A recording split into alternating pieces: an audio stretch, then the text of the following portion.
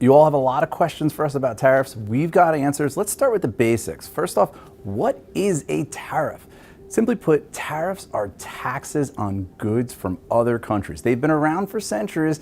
They're often used to protect domestic industries, workers, and they're also used to generate revenue. Ruth from the Midwest asked this: who pays the tariffs imposed by the White House, the government or the foreign country? Even though the tariffs are on foreign countries, it is U.S. businesses that import products from those countries that end up paying the tariff.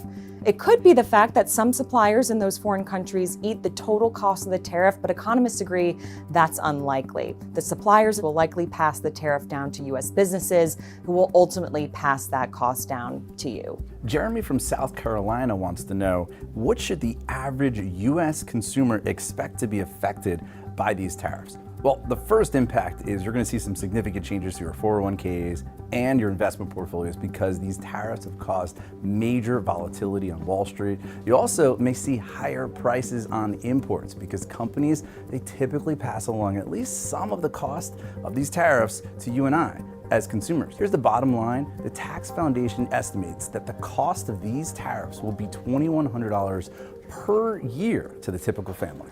Isaac from Oregon asks, how much will cars go up? Hey, Isaac.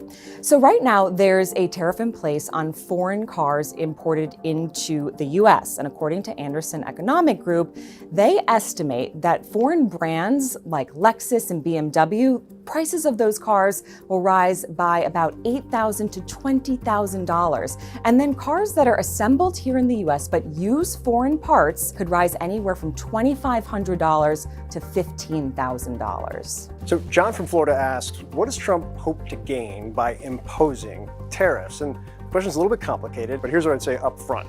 Trump has made clear he wants fair trade. He believes trade deficits with most of these countries are dramatically too large, despite kind of how trade economics works. The other thing too, revenue. He wants money for the United States, thinks it can finance his legislative agenda, and then there's negotiating power. How those all actually net out in the end, still an open question, but those are the goals.